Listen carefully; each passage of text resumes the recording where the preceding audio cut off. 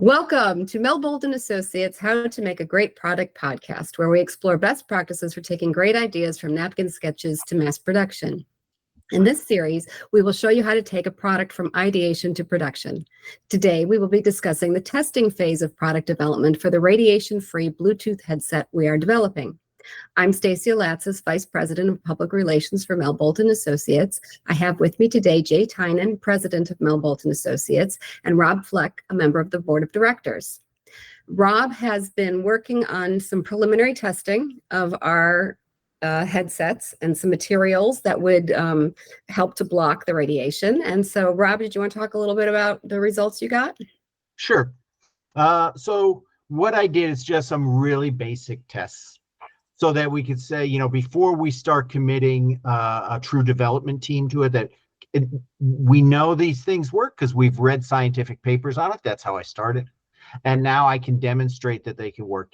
If you're a product manager in a company and your vice president said, does this work? You can show them on their desk, look, it works this way.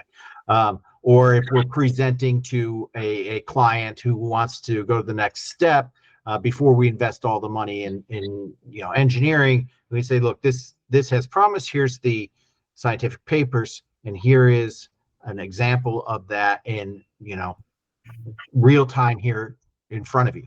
So what I did is I downloaded an app that had some indication of signal strength, and then I took my phone as the reading device and I put it against two devices I had. And I inserted a barrier between. I used two types of material. I used a ceramic material and I used a thin metal foil.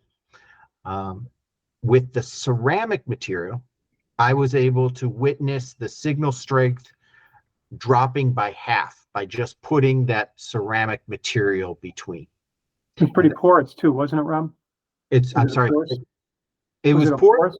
It's ceramic is a little bit porous, right? Yeah. So, the way it works, and I can find some of those images, and hopefully we can put them on here when we broadcast or release, is it goes in and hits these. It's actually those pockets in the material. It goes in and creates a reflection and goes out. And so those porous material, those porous areas, just like in carbon fiber, it starts reflecting things in different ways, right? So it doesn't go directly through. Some goes through, but a lot of it reflects. And then I can guess, I can make an educated guess that what I was receiving on my phone, the test device, is probably the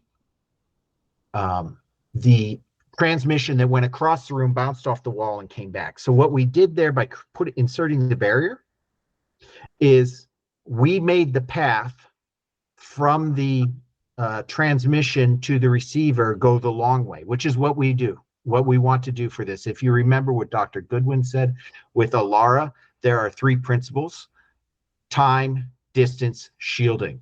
Number one, cut the time. We can't do this. People are wearing it all day. So that's why we're concerned, because they're wearing it all day and it's a cumulative effect that's concerns us. Number two, distance. Well, it's right there. How can we create greater distance when it's on your ear? Well, what we can do is, instead of making it transmitting and then going straight into your brain, we use some sort of shield. It goes out, bounces off the wall, comes here. Anything you're getting is residual in the room anyway. So what we've done is blocked just the short path to your body. And that's the important part, is the short path. You're already at risk walking around the planet. When I turned on my test app, there were 30 things I could see in the area. We're not going to block all that, but we are going to block the short path because that's the dangerous path. So then I tested another material, and this was much more interesting. I tested metal foil, and in this case it was aluminum, and I created a shallow dish, and that dish was probably only maybe an inch or inch and a half thick. So I just folded it and I put my phone in there, and the test devices that were in the room, their signal strength reduced by 2/3, just putting it in that dish. It had an open top that still had everything in the room, but the direct path there was blocked. So I think we have two great materials to work with. And also I've ordered some Faraday material that we can use. And this is military grade Faraday material. You see it in advertised. A lot of people put it in bags for travel or where you're going somewhere where you're afraid of someone snooping your device. I think the brand Silent SLNT makes great products using that material. So we know that works because that's backed up even by other brands, and we can use that material. So a combination of materials like this, I'd like to test carbon fiber, and then the foil, metal foils are great and they're very pliable. They can go lots of places. And then the heavyweight would be that Faraday material. I think we've got what we need to say we can move on. We have scientific papers published. We have our own tests. I think we're ready to move. Jay, could you talk a little bit about how the design would indicate to the consumer where these materials were at work in the device? Yeah, I think it's really important to get credit for these improvements or these safety precautionary elements. Basically, you could reflect at least two main ways. A finish or color difference to emphasize a part that is doing the function, or a surface change. There are two main ways of getting credit for that. I think it's important at the level where somebody's at the store or on internet, as it is nowadays, to be able to follow what is really happening. And if you design it to reflect some of these elements that represent a protection for the user, I think it's going to make it easier to understand why you should prefer this, prefer a headset that does this for you. So design would have to reflect that. And that's some of the work that we've already done in some of the preliminary sketches, but I think we could emphasize it even more. Yeah. So that'd be my initial approach, certainly. This would be like making it a different color. We were talking maybe gold, Or finish, different material.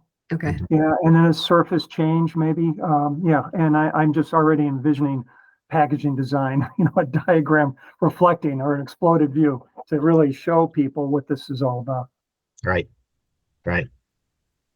And so then, where do we go next? We're going to keep testing some more materials. You're going to get the Faraday. We're going to get I'd really be interested to see that, Rob, see how that works. Okay. It might even improve it that much more. You've already got it down to 2/3 less. Mm-hmm. The Faraday, who knows? Mm-hmm. Yeah. And then maybe some carbon fiber. We're going to give that a try. Yeah. Okay. And then when we have our test results and we decide, we kind of settle on what materials we want to use, then we would go to an engineer. Is that the next step? Yeah, Jay, I know you want to get this with get the materials and play with different ways you can place them in the cavities and design the cavities, and then work with an acoustics engineer to make sure sound quality is not compromised. Tell us a little bit about that process.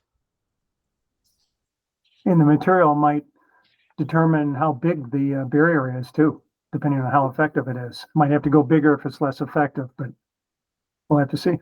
And also, sound effect. I mean, this barrier should not reduce the performance of the sound. Right. Otherwise, I think you're going to be in an uphill battle. Oh, for sure. Okay. All right. So sounds like we have enough where we can start playing around with the design a little bit, see how it works, where we have to put it, and then from that we would go to the next step of taking a stab at final direction for design. Okay, that's great. All right. Well, thank you all for joining us, and we look forward to seeing you next time on the How to Make a Great Product podcast. Thanks so much. Thank you.